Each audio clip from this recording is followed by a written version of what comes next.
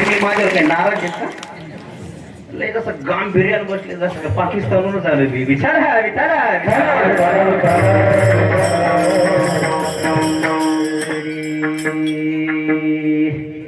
ब्रह्ममूर्ती संत जगी अवतरले, ब्रह्ममूर्ती संत जगी अवतरले, उद्धाराया आले दीनजना. ब्रह्मादिक त्यांची वंदिती, पायवनी नाम घे किंवा नाम घेता वदनी दोष जाती. होका दुराचारी विषयी असक्त संत कृपे त्वरित उद्धरती. ब्रह्मादिक त्यांची वंदिती, पायवनी नाम घेता वदनी दोष जाती. अखंडित नामा त्यांची वास पाहे, निशिदिने ध्याये सत्संगती. ब्रह्मादिक त्यांची वंदिती, पायवनी नाम घेता वदनी दोष जाती. विठ्ठल विठ्ठल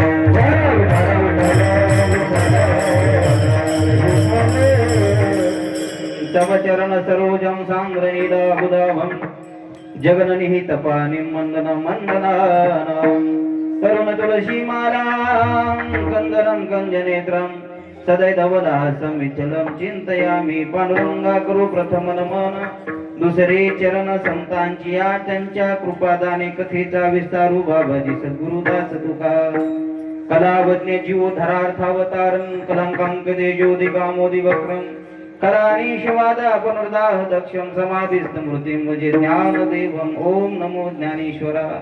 करुणा करा दयाळा, तुमचा अनुग्रह लादलो, पावन झालो चराचरी. जयांची केली स्मरण, होय सकळ विद्यांची अधिकरण. तेची वंदो श्रीचरण, श्री गुरूंची. जयांची आठवे शब्दसृष्टी अंगवे, सारस्वत आघवे जिभेसी. वक्तृत्व गोडपणे अमृताते पारुखे, मने रस होती ओळंगणे अक्षराशी. भावाचे अवतरण अवतरवी तीन जगून, हाता चढे संपूर्ण तत्वभूत. श्री गुरूंचे पाय जय हृदयी गिव सोनिताय. तै एवढे भाग्य होय उर्वेशासी, ते नमस्कारो न्याता. आता हृदय हे फुले, चौफाळून भले वरी बैसऊ पाहुले. श्री गुरूंची मज हृदयी सद्गुरु, जेने तारिलो हा संसार. पुरु मनोनि विशेष त्यादरू, विवेकावरी. रायगडी मंदिरी वसे माझा राया, चरणासी अर्पितो अजन्मही काया. जगदीश्वराशी जोडली जाती ख्याती, प्रथम वंदितो तुम्हा छत्रपती. सर्व मंगल मांगल्य शिवे सर्वार्थ साधिके, शरण्ये त्र्यंबके गौरी नारायणी नमोस्तुते. जय जय श्री राधे, जय जय नवन किशोर. जय गोपी चित चोर प्रभु, जय जय माखन चोर. मस्तक है पाया भैया वारी करी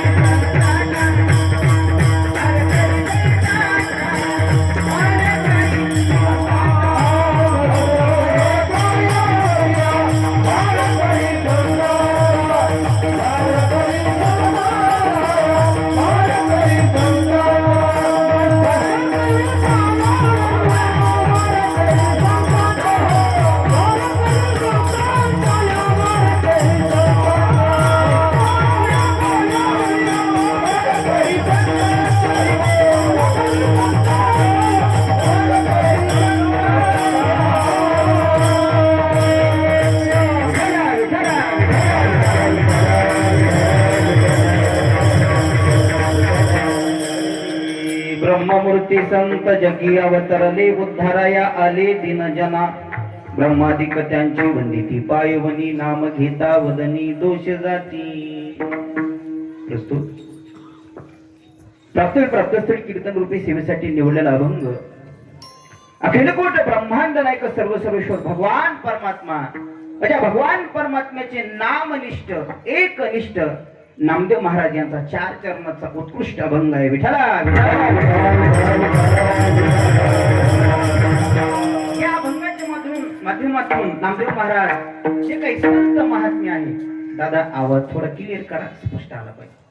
सुंदर सिस्टीम दादासाठी जोरदार टाळ्या वाजवा.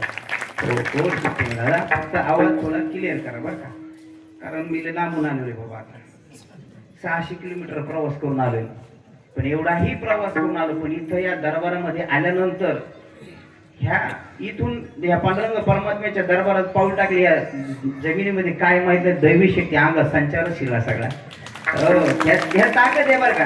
असं 600 किलोमीटर प्रवास करून यायचं इथं कीर्तन करणं एवढं सोपं नाही, पण अशी सगळी गोड मंडळी असल्यामुळं अतिशय त्या ठिकाणी चेतना निर्माण झाली. फक्त तुम्ही सूर्यपूर होऊ नका आता 1 तास. विठ्ठल माझ्या नामदेव महाराजच्या अभंगाच्या माध्यमातून जे काही संत महात्मे या मृत्यू लोकांमध्ये अवतार घेतात त्या कार्याचं परम प्रयोजन अभंगाच्या माध्यमातून सांगतात. विठ्ठल विठ्ठल नामदेव महाराज म्हणतात की संत महात्मे या मृत्यू लोकांमध्ये अवतीर्ण होतात. सगळ्यालाच माहिती की संत महात्मे या मृत्यू लोकांमध्ये अवतीर्ण कशासाठी होतात, पण माझ्या नामदेव महाराजांनी विशेष तत्वाने अभंगाच्या माध्यमातून सांगतायत. नामदेव महाराज म्हणतात साक्षात ब्रह्माची मूर्ती असणारे संत या मृत्यू लोकांमध्ये कशासाठी अवतार घेतात. संत महात्मे कशासाठी अवतार घेतात, दीन दुबळ्यांचा उद्धार करण्यासाठी अवतार घेतात. या संतांची ताकद काय, तर नामदेव महाराज म्हणतात ब्रह्मादिक देव त्यांची वाट पाहतात. हे मृत्यू लोक केव्हा सुटतील आणि आमच्या सत्य लोकांना येऊन आमचा सत्य लोक यांच्या परस्परेने केव्हा पवित्र होईल. यांच्या नामाची ताकद संत सांगत असताना नामदेव महाराज म्हणतात एवढी संतांच्या नामाची ताकद, अनंत जन्माचा पाप असू द्या, कितीही दोष असू द्या, नुसत्या संतांच्या नावाचा जप जरी केला तर पाप निवृत्त होतं, दोष निवृत्त होतात. काय दया हे संताकडे कोणीही जा, कशाही भावनेने जा, विषयासक्त असू द्या, दुराचारी असू द्या, संत महात्म्याने जर ठरवलं नाही याचा उद्धार करायचा फायनलच. आणि शेवटी नामदेव महाराज म्हणतात असे जे काही लक्षणाने युक्त संत आहेत या संतांची मी रात्रंदिवस वाट पाहतो. अभंगाचा सरळ धावता भावार्थ. विठ्ठला अभंगावर चिंतन करण्याची पुढे अल्पसा परिहार द्यायचा तो म्हणजे असं की चालू असलेला आपला हा अखंड हरिनाम सप्ताह श्री क्षेत्र साळवडी नाही का, साळवडी या ठिकाणी चालू असलेला आपला अखंड हरिनाम सप्ताह पाहता पाहता आपल्या सप्ताहाला वर्ष 35 वर्ष पूर्ण झाले मायबाप. आणि माझ्या समोर तुम्ही सगळी दिग्गज मंडळी माझ्या समोर बसली. काहींना प्रश्न पडले असेल हे नेमकं लांबून आलोच कस काही, त्याचं कोणी ओळखीचं आहे का नाही काय नाही. लक्षात ठेवा वारकऱ्याला जात नसते मायबाप, यातायाती धर्म. वारकऱ्याला जात नसते.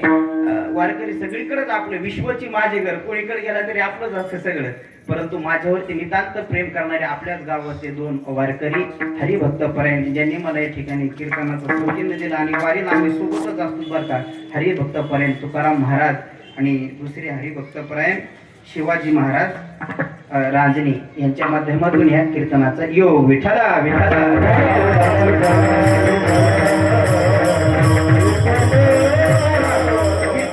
सगळी दिग्गज मंडळी माझ्यावरती प्रेम करणारे कांगण्याची सगळी भजनी मंडळी या ठिकाणी आली. जवळजवळ 10 ते 15 जण या ठिकाणी आलेत बाबाजी बरं का. राखवून जवळजवळ 50 जण आलेत माझ्यासाठी. हो राखवर पिकअप त्या ठिकाणी होऊन आलेले. विशेषमान म्हणजे आपल्या सोपन काकाच्या पालखीचे मुख्य चौकदार मनोज महाराज रंगणे या ठिकाणी आलेले आहेत बरं का. महाराजांनी त्यांनी मनापासून धन्यवाद. आमचे बापू आहे सुंदर ज्यांनी महाराज सुंदर तार गायले. हरिभक्तपर्यंत बाबा नाव काय तुमचं? अक्षय महाराज आणि हर्षद महाराज आणि बाबा तुमचं नाव? सनस महाराज. ते बाबा तुमचं? हा विलेकरी बाबा सगळे बरं का. बीटीवरती आमचे त्या ठिकाणी अध्यक्ष आहेत मृदंगाचे हरिभक्त बाबा नाव का? सत्यवान महाराजाचं नाव खूप मोठे मी ऐकून पण प्रत्यक्षात भेट झाली बरं का. बाबा तुमचं? धावले गुरुजी. मच्छिंद्र महाराज हे दोन्ही महात्म्याचं नाव ऐकून आहे, पण प्रत्यक्षात लाईव्ह कळलं की हीच जोडी म्हणून यासाठी आता जोरदार टाळ्या वाजवा. हो, आणि नवनाथ महाराजांच्या संस्थेतील सगळे विद्यार्थी. हो, कोणाचं नाव राहिलं का? ऐका, सगळ्यांचं नाव घेतलं असं जाहीर करतो. ऐका, छत्रपती शिवाजी महाराजांच्या समाधीचं दर्शन घेतो वाकून. छत्रपती शिवाजी महाराजांच्या समाधीचं दर्शन घेतो वाकून. तुम्हा सर्वांचं नाव घेतो माझ्या ज्ञानोबा तुकोबाचा मान राखून. विठाला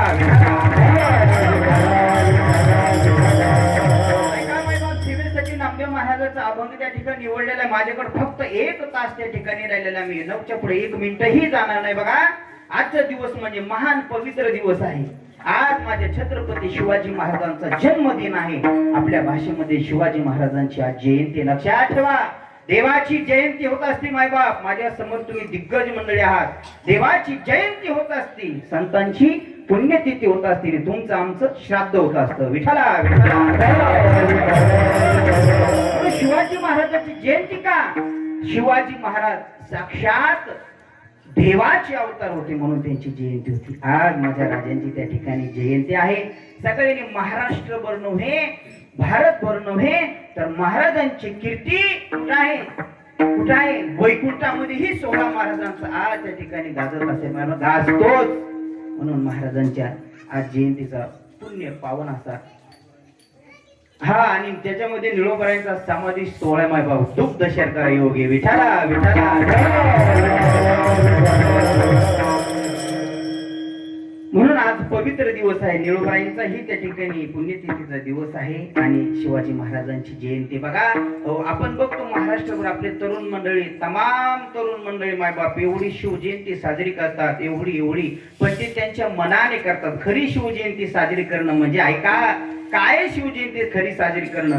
हा, शिवजयंतीच्या दिवशी महाराज काही व्याख्याने वगैरे ठेवली पाहिजे, पण महाराजांनी ज्या पद्धतीने जीवन जगले, जी महाराजांची विचारधारणा होती, त्या तत्वावर जगणे म्हणजे मला तर असं वाटतं की ती खरी शिवजयंती. ती खरी शिवजयंती महाराजांच्या तत्वावर. हो, छत्रपती शिवाजी महाराजांच्या काळात माझ्यापेक्षा तुम्ही इतिहास बहुश्रुत जाणीवपूर्वक तुम्हाला माहिती. छत्रपती शिवाजी महाराजांच्या काळामध्ये रात्री 12 वाजता, भर 12 वाजता जर माय माऊली निघली, रस्त्याने जर एकटी चालली तर तिला कोणाची भीती नव्हती.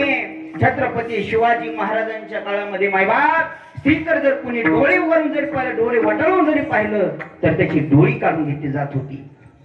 कोणी हाताने स्पर्श करायचा प्रयत्न केला त्याचे हात कलम केले जायचे. कोणी पायाने जरी स्पर्श केला त्याचे पाय कलम केले जात होते. त्यावेळेस माझी माय बहीण एवढी सुरक्षित होती. पण आज माझ्या राजांचीच रयत आहे, माझ्या राजांचं स्वराज्य आहे, पण याच स्वराज्यामध्ये आज माझी ती माय बहीण सुरक्षित नाहीये. आपण शिवजयंती साजरी करतोय. आज आपल्याला भीषण परिस्थिती माहिती आहे. मला माझ्या अभंगावरती यायचंय. महाराजांचे फोटो लावा, सगळं करा, पण महाराजांना जे अभिप्रेत आहे ते करणं गरजेचं आहे. माझ्या ते करणं, महाराजांची विचारधारणा घेणं महत्वाचं आहे. महाराजांचे जे टॅलेंट होतं ते घेणं गरजेचं. महाराज कसे जगले त्या पद्धतीमध्ये जगणं महत्वाचं आहे. आपण आज पाहतो, मी कीर्तनाला येत होतो बाबा, हो माफी मागून बोलतो, एवढा बुलटचा आवाज होता, मला यायचा कोणाची ना कोण्या गाडीत बसायचं नाही. पण ठीक आहे, केलं पाहिजे, पण महाराजांची विचारधारणा घेऊन त्या ठिकाणी जगलं पाहिजे. मायबाप तीच खरी शिवजयंती. म्हणून महाराजांच्या चरणी नतमस्तक होतून माझ्या चिंतनाकडे बोलतो. विठाला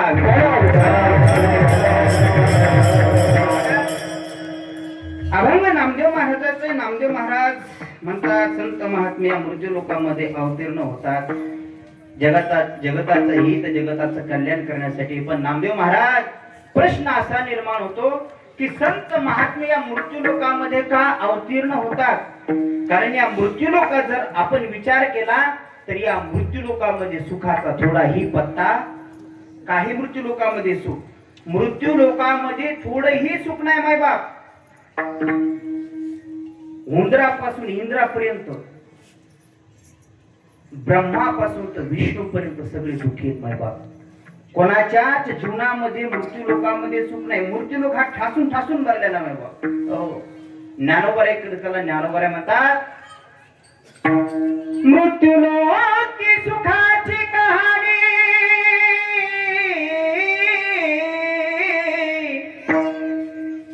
ऐकी देल कवनाचे श्रवणी.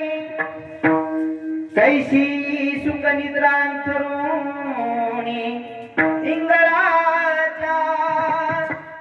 ज्ञानोबराय म्हणतात ज्ञानेश्वरीमध्ये मृत्यूलोकाचा जर विचार केला तर मृत्यूलोकी आणि या मृत्यूलोकामध्ये सुखाची कहाणी कोणाच्याही मुखामधून ऐकायला कानापर्यंत आतापर्यंत आली का? आली का नाही आली? ज्ञानोबराय म्हणतात जसा विस्तवाची शय्या केली, विस्तवाची त्या ठिकाणी बाज केली आणि विस्तवाच्या बाजेवरती म्हणजे शय्या झोपण्यासाठी विस्तवाची केली आणि त्या विस्तवाच्या शय्यामध्ये मनोज बाबा निवांत झोपला आहे, मस्त झोपला विस्तवाच्या शय्यामध्ये. आणि मला वा काय सुख आहे या विस्तवाच्या शय्यावरती. सुखान झोपला असेल का बरं? तुमचं म्हणणं काय आहे? म्हणजे महाराज जळून गेला असेल की काय? जसं विस्तवाच्या शय्यावरती झोपल्यानंतर तिथं चटकाच आहे, तसं ज्ञानोबराय म्हणतात या मृत्यूलोकामध्ये सुखाचा पत्ताही नाही. अहो याच्याही पलीकडे कबीरदास गोड महाराज वर्णन करतात. जो देखे सो दुखिया बाबा, सुखिया कोई नहीं रे. राजा दुखिया प्रजा दुखिया, सुखिया कोई नहीं रे. जो प्रत्येकाकडे पहा, राजा असू द्या, फकीर असू द्या, संत असू द्या, कोणी असू द्या, प्रत्येकाच्या जीवनात या मृत्यूलोकात दुःखाशी काही येतच नाही. तुकोबराय म्हणले या मृत्यूलोकाचं मूळ सांगत असतानाच महाराज म्हणजे कसा आहे हा मृत्यूलोकाचा संसार? दुःख बांधवडी संसार दुःख मोळ,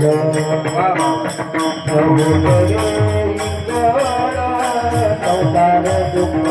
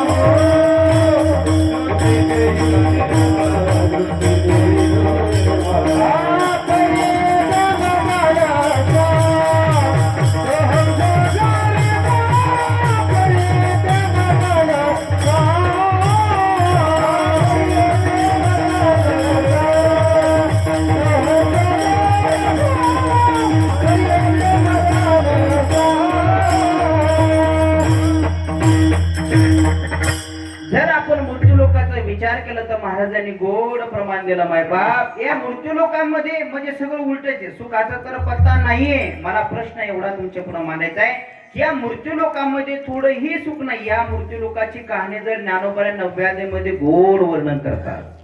ज्ञानोबराय म्हणतात अनित्यम सुखम लोकम विमम प्राप्य भजे सोम. हे अर्जुना या मृत्यूलोकामध्ये सुखाचाही पत्ता नाही, या मृत्यूलोक सगळं उलटच आहे.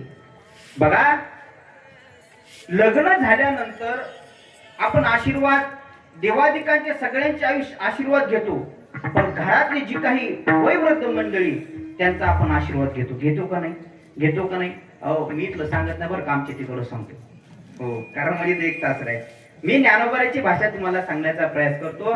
ज्ञानोबराय म्हणतात ज्याचं आयुष्य त्या ठिकाणी दुसऱ्याची निंदा करण्यात गेले, इथले सोडून बरं का, ज्याचं आयुष्य नुसतं निंदा करण्यामध्ये गेले, दुसऱ्याची बांध कोर, दुसऱ्याची धुरी कोर, चांगला संसार चाललाय तिथं कांड्या कर, चांगला सप्ताह चाललाय सप्ताह कसा वाट लावायचा, कधीच दुसऱ्याचं ज्याला चांगलं देखवलं नाही.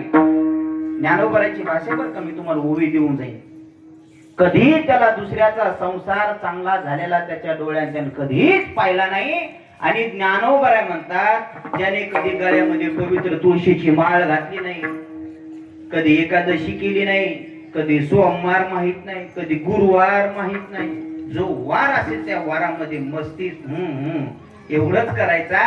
आणि माझे ज्ञानोबराय म्हणतात काय करतात त्या मूर्ती लोकातले लोक, तर त्या लोकांचं दर्शन घेतात आणि त्यांना म्हणतात बाबा आम्हाला आशीर्वाद द्या आणि आमचा संसार सुखाचा होऊ द्या. आता याच्या पाया पडवर संसार सुखाचा होईल का? याने अनेकाच्या संसाराची वाट लावलेली. आता त्याचं दर्शन घेतलं संसार सुखाचा होईल का? होईल का? तुमचं काय म्हणणे? पण हा मूर्ती लोक आहे इथं होतंय असं. ज्ञानोबराय म्हणतात जयाचे आयुष्य धाकुटे होय, बळ प्रज्ञा जिरोनी जाय, तयाचे नमस्कारी ती पाय, वडील म्हणून त्यांचे पाय आदराने त्या ठिकाणी वंदन करतात. पण ऐका मायबाप, एवढा दुःख रूप मृत्यू की आपल्याला असं वाटतं की आपला शेजारी लय सुखी, त्याला वाटतं तो शेजारी लय सुखी, काहींना असं वाटतं एक कोटी बर का बघा. निर्धन कहे धनवान सुखी,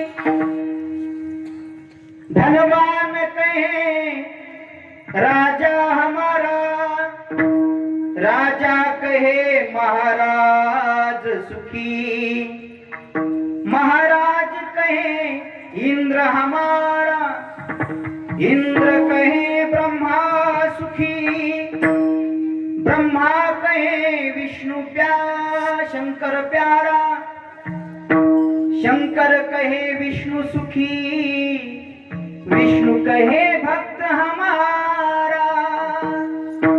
निर्धनाला वाटतं धनवान मनुष्य लय सुखी असं, पण धनवाला वाटतं आपल्या जीवनामध्ये सुख नाही, आपल्यापेक्षा राजा खूप सुखात असेल. राजाला वाटतं आपल्यापेक्षा महाराज लय सुखी असेल. म्हणजे आम्ही कीर्तनकार महाराज बघा हे नाही, हे तर कधी बी सुखातच येतो. विठाला राजा म्हणजे भारताचा सम्राट मायबाप.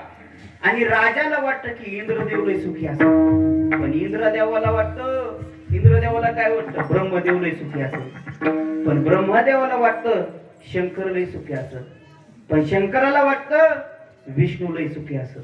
नुसता सुखाचा भासाची माहिती. मी लहान माणसाची यादी दिली नाही तुम्हाला.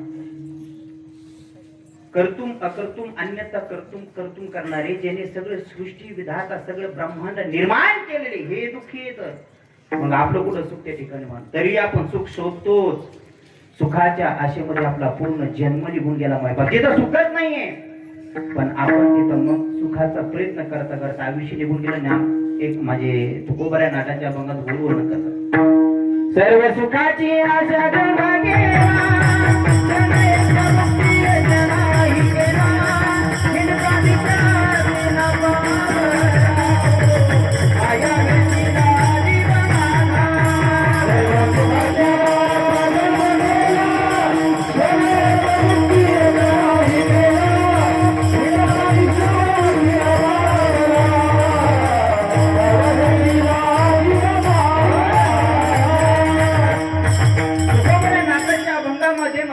मृत्यू लोकांमध्ये सुख शोधत शोधता शोधत्या जीवाचं आयुष्य संपूर्ण निघून गेलं. तो जीव म्हणजे दुसरा तिसरा कोणी नाही, तुम्ही मीची. महाराज म्हणजे सर्व सुखाची आशा जन्म केला, क्षण एक मुक्ती यज्ञ नाही केला, हिंडता दिशा शिन पावला हो, माया विष्णूला मायबाप. या मृत्यू लोकांमध्ये सुख शोधत शोधत त्यांनी कथा कीर्तन सगळं विसरून गेला बाबा. तो त्यांनी कधी परोपकार पण केला नाही, नाही केला करविला परोपकार, नाही दयाली पीडिता पर, करू नये तो केला व्यापार, वाहिला भार कुटुंबाचा, नाही ऐकिले गायले गीत, धरी गेला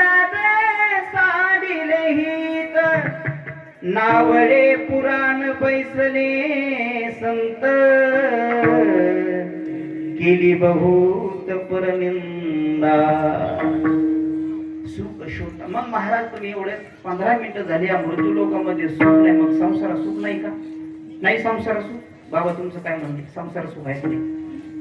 काय म्हणणे तुमचं? काय म्हणणं? संसार सुख आहे नाही? म्हणले महाराज सुख नसतं तर लग्नच कशाला केले असते? संसारामध्ये सुख नाही का? सुख आहे, पण किती सुख पाहता दुःख. संसार आपलं ते नाही बरं का. आपण ते लेकर बाळ वाई जावई प्रपंच, ह्याला संसाराला प्रपंच म्हणतात. मग संसार काय?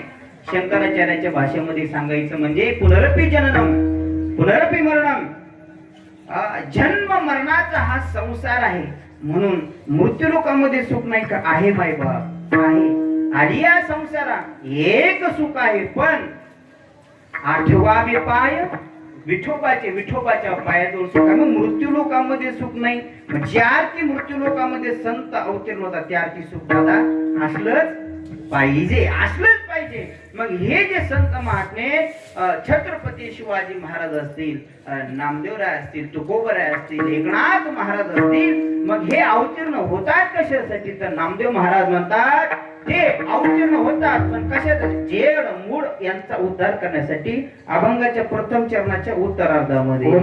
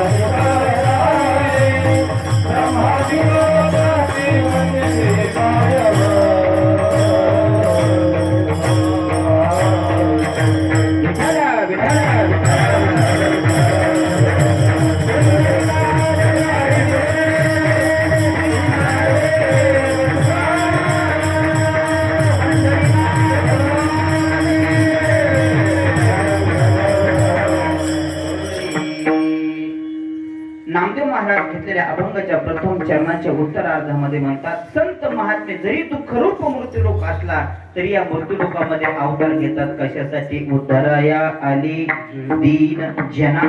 आता आपल्याला सगळ्यांना माहिती संत महात्मे मृत्यूलोकामध्ये उद्धार करण्यासाठीच येतात.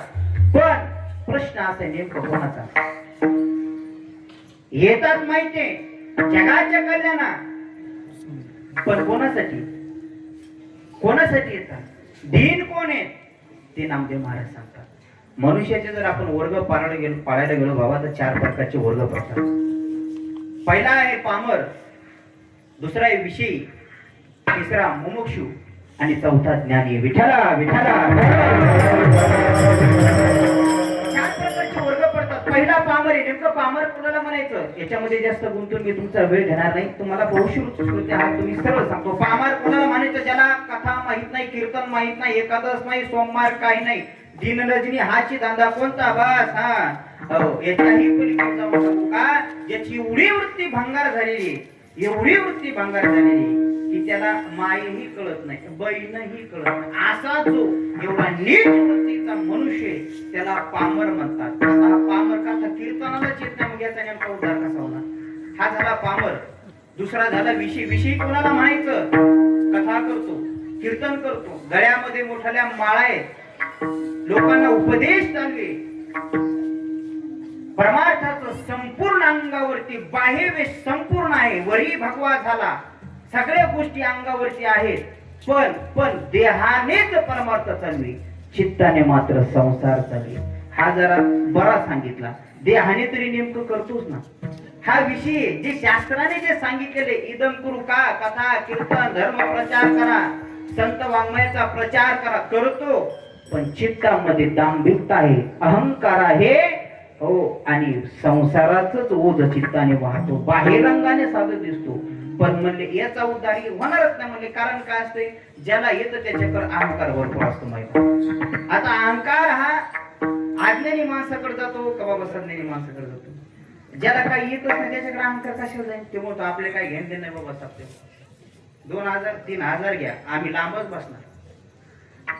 म्हणजे इथं सोडून बरं का परभणीकडे सांगायला, इथली सगळी गोड मंडळी लांब बसणार, लांबून ऐकणार, तुम्ही कथा करा, कीर्तन करा, आम्ही देणार, मोकळे, काही घेणं देणं नाही. मग त्याच्याकडे अहंकार येतच नाही. मग अहंकार येतो कोणाला?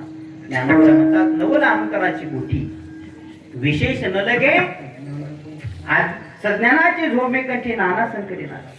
अहंकार मग तुम्हाला कथा कीर्तनाची गरज नाही, मला सगळं ज्ञान आहे, हा विषय हा विषय आहे. तिसरा वर्ग कोणता? जिज्ञासू. जिज्ञासू कोणाला म्हणायचं? ज्याला कळालं की या संसारामध्ये कोणी कोणाचं नाहीये, या संसारावरली माया ही सगळी फापड माया आहे, कोणी कोणावरती निष्काम प्रेम करत नाही, जोवरी चाले धंदा तोवरी बहीण, जोवरी चलन गा तोवरी म्हणती माझा, मानिती लहान थोर देह सुखाची आकारा, इंद्रिय मावळली आला बाबूला. ज्यांना पडलं ते कळकळून असले बघा की बाबा दुःखाच्या काळात, संकटाच्या काळामध्ये जिची प्राणप्रिय पत्नी तिच्यावरती आपण एवढं प्रेम करतो पण तीही आपल्याला सोडून जाते, इति कोरोना वाचेल. कोरोनामध्ये कळालं कोण आपलं कोण तुटलं. मग साधू संत उगाच सांगून गेले नाही रे कुणाचे कोणी. तुम्हाला पाठ झाला महाराज, अभंग ऐकून पाठ खा. सगळ्याला माहिती बहीण कोणाचे हे मला सांगायचंय. हे ज्याला कळालं की बाबा हे जन्म मरणाच्या फेऱ्यातून आपल्याला सोडवणारे नाहीये, मग सोडवणारा कोण आहे? तो भगवान परमात्मा सोडवणार आहे. जन्म मरणाच्या फेऱ्यातून कोण सोडवणार आहे? संत महात्मे. त्याला संसाराची माया कळाली, ही खोटी माया आहे, त्याला खरी माया कळाली आणि मग सर्वस्व संसाराचा त्याग केला आणि एकच डोक्यामध्ये काय कायमी उद्धार पावे.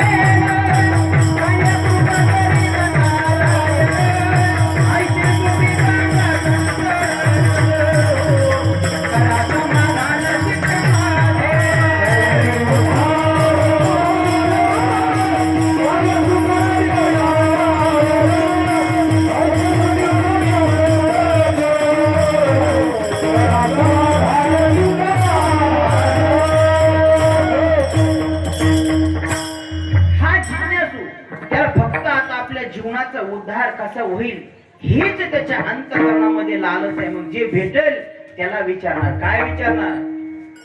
जे जे भेटे तयाची पुसावे सिंहेची वाटे जे जे भेटे दयासी देव कृपा करील मग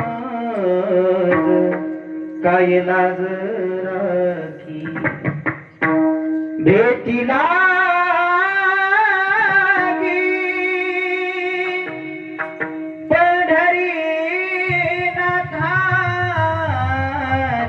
लागली म्हणून याला म्हणायचं जिज्ञासू.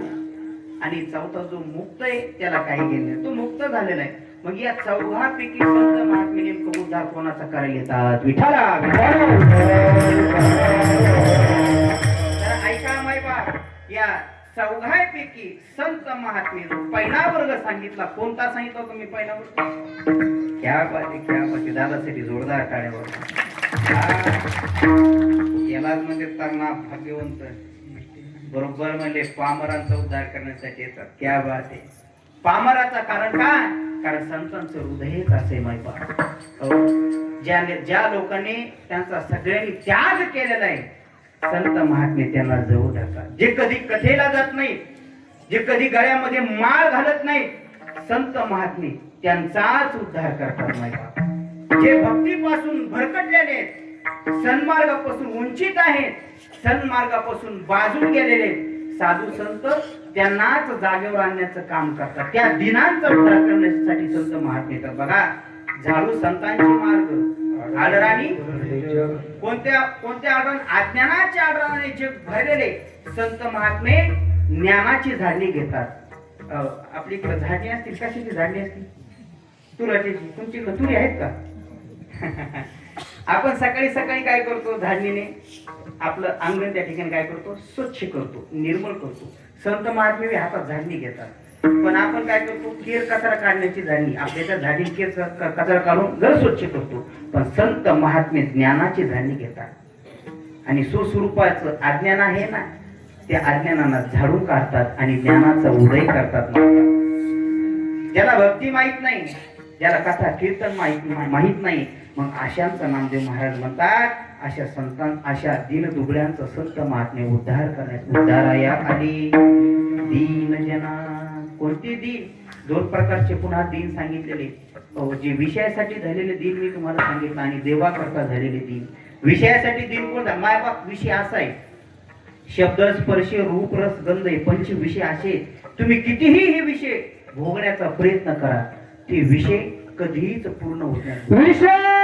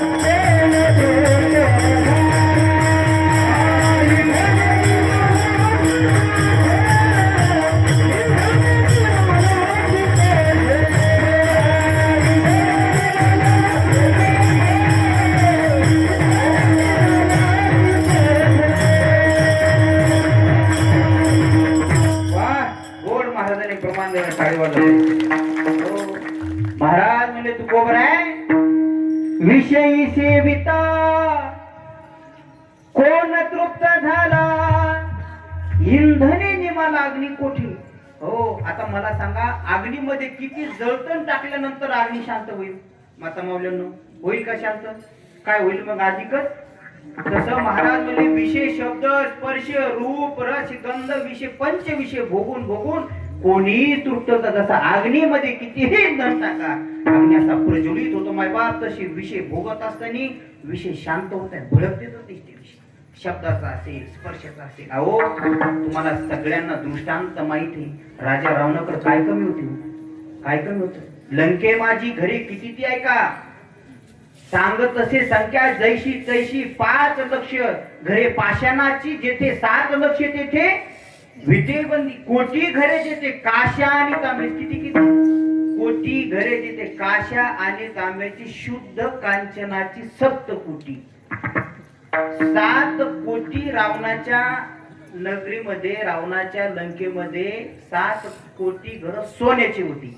सोन्याचा काय भाव चालू सध्या? एवढी श्रीमंती होती मायबाप रावणाची. बरं याच्याही पलीकडे सांगतो तुम्हाला, अहो रावणाला 80,000 पत्न्या होत्या. किती? 80,000. ती बी आपल्या इथलं सोडून तिकडं सांगतो. काय बेंद्र्या चपट्या नाकाच्या, तुम्ही लय सुंदर पत्ता म्हणून तिकडं सांगायचं. दिवसा बॅटरी लावून पाहावं लागतं. अशा नव्हत्या मायबाप. तुकोबऱ्या म्हणतात सुंदरा कामिनी होत्या. सुंदर एक शबडकर एक मायबाप. जसे अप्सरा तुम्ही पाहिले का? अप्सरा, मग अप्सरा पाहायसाठी स्वर्गाला जावं लागतं. ते बोले आताच नाही मुले महाराज. सुंदर स्वरूप घन लावणे तेवढ्या 80,000 तुकोबऱ्या म्हणतात. मंडोदरी एवढी सुंदर होती मायबाप, एवढी सुंदर. माझी सीताई तिच्या तळपा इतकी पण नव्हती. एवढी सुंदर होती.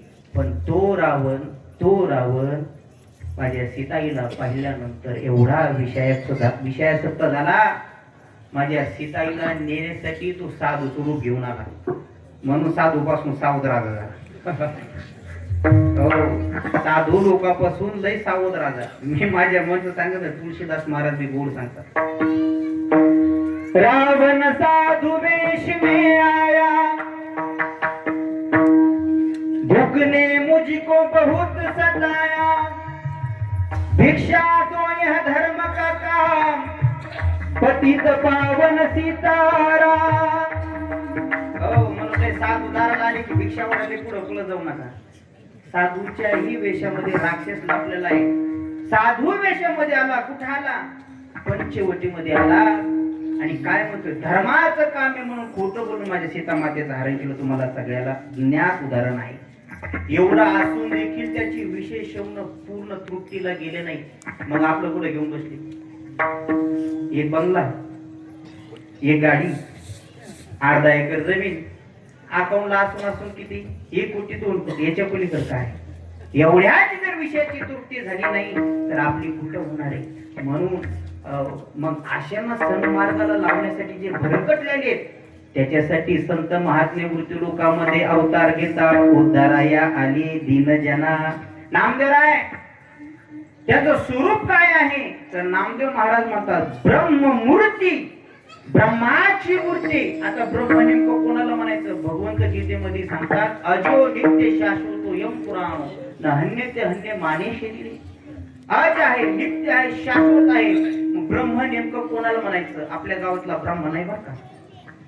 ब्रह्म कोणाला म्हणायचं? ज्याला रंग नाहीये. महाराज म्हणतात ना, रंग नाही, रूप नाही, नाही वर्ण छाया, निर्गुण निराकार तू ही रघुराया. म्हणजे निर्गुण रूप, ज्याला हात नाही पाय नाही, मग हे मृत्यू लोकात कसे होते? मग नामदेव महाराज म्हणतात ते ब्रह्माची मूर्ती. त्या ब्रह्माला ते चालते ज्ञानाचे बिंब, दयाचे अवयव, सुखाचे कुंभ. त्या ब्रह्माला हात पाय ज्ञानाचे फुटले आणि तेच ब्रह्ममूर्ती. आणि देव आणि संत वेगळे. देव ते संत, देव निमित्त त्या प्रतिमा. मग असे जे ब्रह्ममूर्ती संत. ऐका, संत नेमकं कोणाला म्हणायचं? जे सन मार्गाने वर्तन करतात त्यांना संत म्हणायचं. त्या संतांचा विषय काय आहे? नेनती काही ताना चोना, नामस्मरण वाचून तेची संत ज्यांचा हेत विठ्ठली देवाच्या व्यतिरिक्त त्यांच्या चित्तामध्ये कशाचीच लालसा नाही, त्यांना म्हणतात संत विठ्ठला. जे काही असे ब्रह्माची मूर्ती लक्षणाने युक्त जे काही संत आहे ते दीन दुबळ्यांचा विषय सक्त माणसांचा उद्धार करतात, त्यांना सन मार्गाने लावतात आणि त्यांना माणसामध्ये बसवतात, त्यांना देव दाखवून देतात. असे पूजनीय असे वंदनीय हे काही जे संत आहेत ते मृत्यूलोक केव्हा सोडतील, केव्हा मृत्यूलोक सोडतील आणि आमच्या सत्य लोकाला केव्हा येतील याची अपेक्षा ब्रह्मादिक देव करतात. अभंगाचं ब्रह्मादिक जानती वंदिती मायवा, ब्रह्मादिक जानती वंदिती मायवा, ब्रह्मादिक जानती वंदिती मायवा,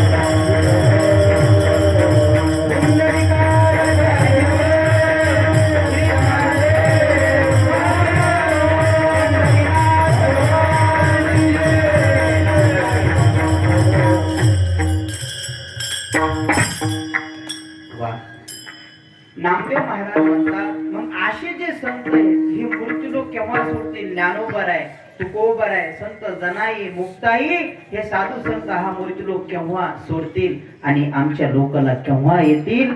साधे नाही ब्रह्मादिक देव. ऐका माय बाप, माझ्याकडे फक्त 15 मिनिटं राहिलेत. माझं तर नेमकं पहिलं चरण झाले. कीर्तनाला कमीत कमी 3 तास लागतील. आपल्या तर कीर्तनाला 3 तास लागतील. तुम्ही माणसं चालू देतो 3 तास, आम्ही तिकडेच पंक्ती धरतो. ऐका टायमिंगच्या पुढे जाणार नाही. शोकांतिका एवढी अशी वाटते माय बाप. ब्रह्मादिक इंद्रादिक देवांना बाबा संतांचं महत्व कळालं, पण जोपर्यंत माझे ज्ञानोबर आहे तुकोबर आहे या मृत्यू लोकामध्ये होते ना, या मृत्यू लोकामधल्या लोकांना त्यांचं महत्व नाही कळालं.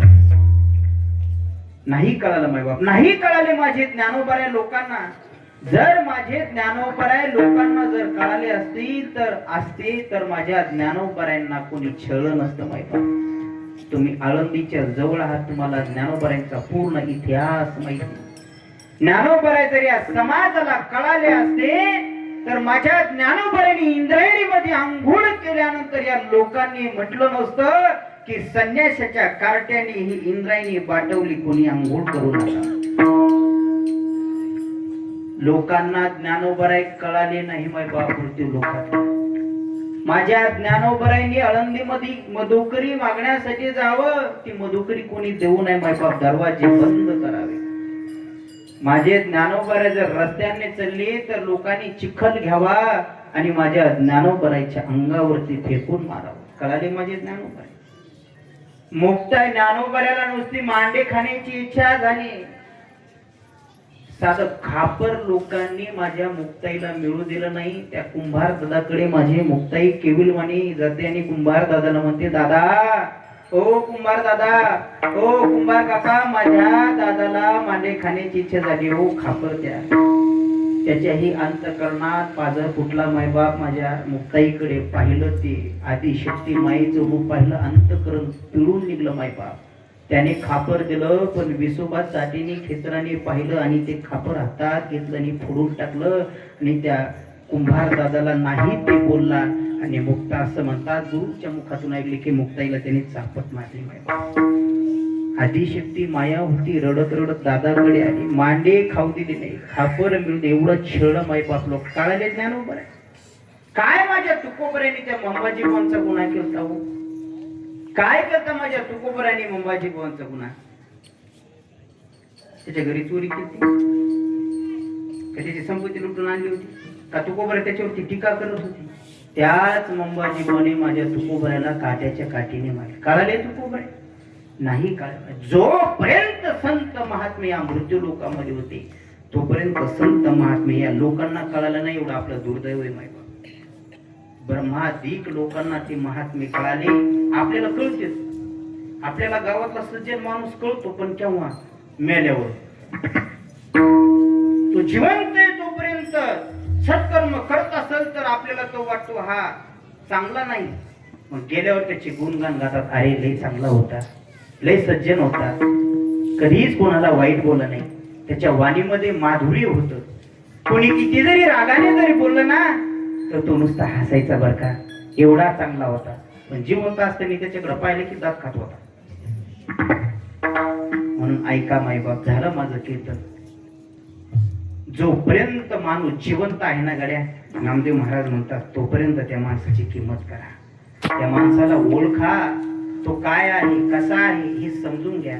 एकदा का निघून गेला ना मग काय नाही, गाडी गेली निघून, हात केला मागून, काय फायदा आहे मायबाप? काहीच फायदा नाही. जोपर्यंत चांगले व्यक्ती आहेत त्यांना समजून घ्या, त्यांना जीव लावा. हे नामदेव महाराजांचं म्हणणं आहे, माझं नाही बरं. तुम्हाला परभणीहून आलाय महाराज सांगतो मी नाही, ही नामदेवरायांची भाषा आहे. ज्या ते ब्रह्मादिक देवांना हे संत महात्मे कळाले, मग त्यांना कळाले, आज आपल्यालाही ते कळून घ्यायचे. म्हणून म्हणतात ब्रह्मादिक त्यांची वंदिती पायवनी, त्यांचे पाय आम्ही धुवू आणि त्यांच्या पायाचं तीर्थ घेऊ आणि हा सगळा सत्य लोक त्यांच्या चरणाच्या तीर्थाने पवित्र करू. ब्रह्मादिक त्यांची वंदिती पायवनी, नाम घेता वदनी दोष जाती. आणि त्या संतांचं नुसतं नाव जर घेतलं ना मायबाप, कितीही दोष असू द्या मायबाप, अनंत जन्माचे दोष असू द्या, ते दोष राहत नाही. तुम्हाला सगळ्यांना इतिहास माहिती, ज्या वेळेस मायबाप उन्हाचा प्रहर होता, भयान ऊन तापलेलं होतं आणि रामेश्वर भट्ट आपल्या शिष्यासह अलगडशा फकीराच्या विहिरीपासून जात होते. उन्हाचा प्रहर आहे, अंग पूर्ण तापलेलं आहे. अलगडशा रामेश्वर भट्टाने पाहिलं, विहीर आहे, विहिरी स्वच्छ पाणी आहे, निर्मळ पाणी आहे. त्यांना वाटलं विहिरीमध्ये आपण उडी टाकावी आणि मस्त त्या विहिरीच्या पाण्याचा, थंड पाण्याचा आनंद घ्यावा. म्हणून रामेश्वर भट्टाने त्या विहिरीमध्ये उडी टाकली. पण ते का फकीराची विहीर होती माहिती? तो फकीर फक्त त्या विहिरीचं पाणी कांद्यासाठी, लसणासाठी नव्हतं वापरत, म्हणजे पाणी द्यायला, उसाला, याला फक्त देव पूजेसाठी पाणी वापरायचं, फक्त पूजेसाठी पाणी वापर, एवढं पवित्र पाणी होतं. पण त्या फकीराच्या विहिरीमध्ये याने रामेश्वर भट्टाने उडी टाकली.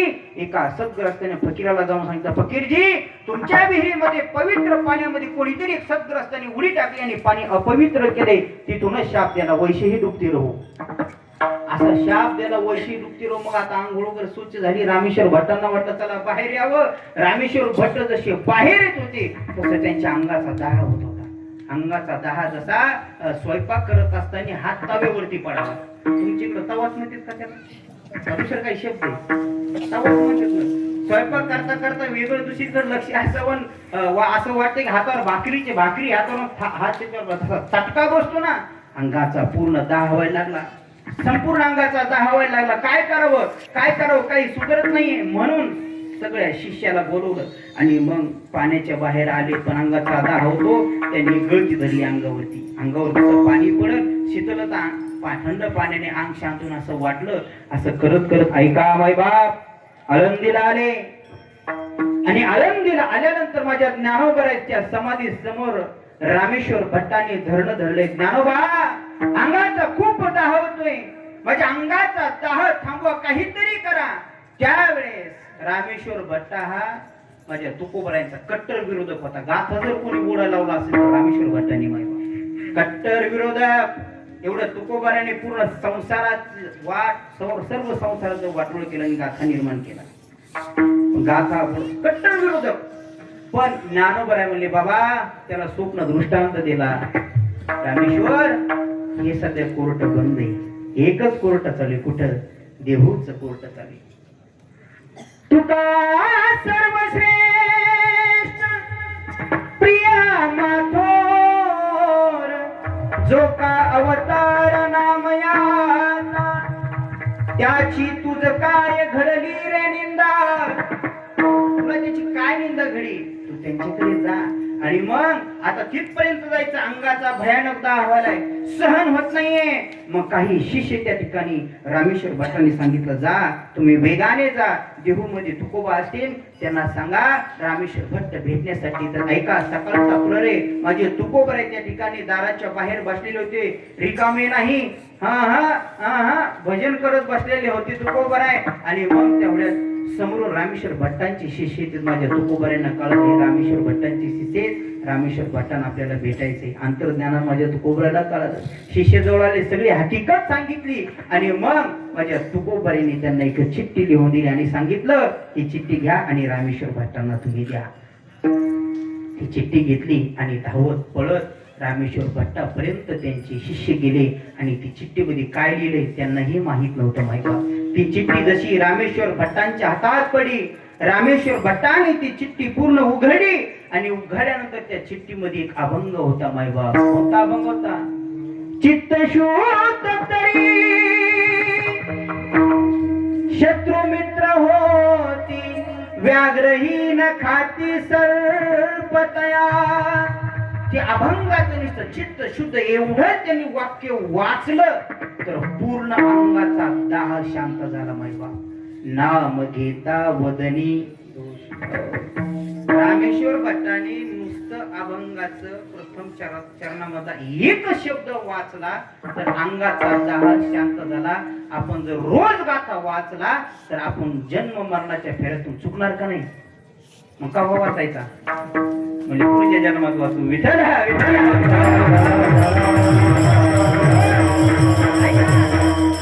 माझ्या तुकोबरायच्या गाठ्याची एवढी ताकद होती तर तुकोबरायची किती ताकद असेल?